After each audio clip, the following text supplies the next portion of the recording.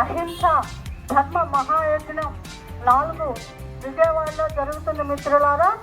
ఈ యజ్ఞము 108 రోజుల పాటు విజయవాడ పరిసర ప్రాంతాల్లో రోజుకి గంట 2 గంటల చొప్పున ఈ ర్యాలీ జరుగుతున్న మిత్రులారా. 108 రోజుల శాకాహార ర్యాలీ జరుగుతున్నది. ఈ ర్యాలీలో అందరూ భాగస్వాములు కావాలని, అలాగే అందరూ పాల్గొనాలని మేము విన్నపం చేస్తున్నాం మిత్రులారా. నవంబర్ 11 వరకు కొనసాగుతుంది మిత్రులారా. శాకాహారమే అమృతాహారమని, ఏ జీవిని చంపకూడదని, ఏ జీవి కూడా ఆహారం కోసం వ్యాపారం కోసం చంపబడకూడదని ఈ ర్యాలీ యొక్క ముఖ్య ఉద్దేశం మిత్రులారా. అలాగే ఈ ర్యాలీలో పాల్గొన్న ధ్యాన మిత్రులందరూ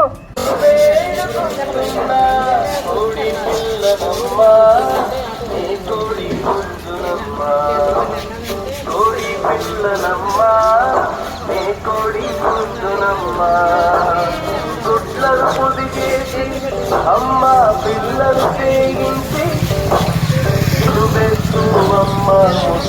పెంచావా, ఇంటికి చుట్టాలొస్తే అమ్మ విందులు చేయాలని నోరు లేని నన్ను పట్టి గొంతు కోసావా.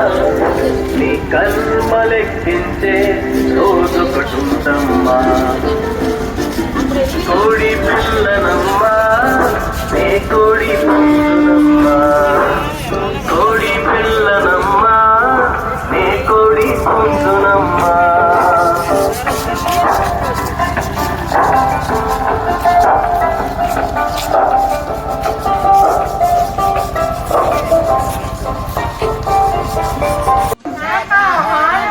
పోషక విలువలు మెండుగా ఉన్న ఆహారం, మన శరీరానికి త్వరితగతిన శక్తినిచ్చే ఆహారం, మానవులమైన మనందరం తినవలసిన ఆహారం.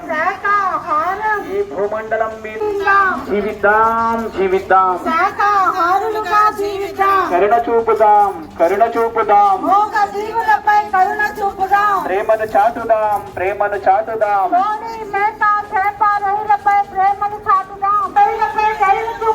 మనకి ఈ భూమండలం మీద జీవించే హక్కు ఎంత ఉందో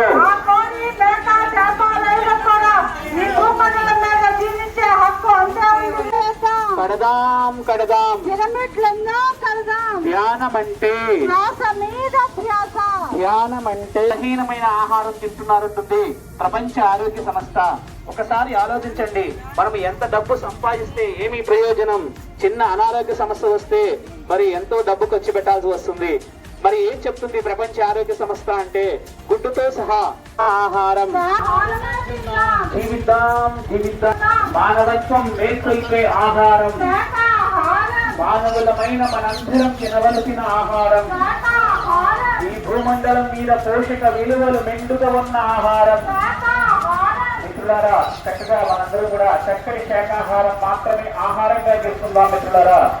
ఈ భూమండలం మీద భూమాత మనందరికీ కూడా మరి 1600 రకాల శాకాహార పదార్థాన్ని ఆహారంగా ఇచ్చింది. ఈ యొక్క 1600 శాకాహార పదార్థాన్ని ఆహారంగా తీసుకుంటే చక్కటి మినరల్స్, విటమిన్స్, ప్రోటీన్స్ అందుతాయి.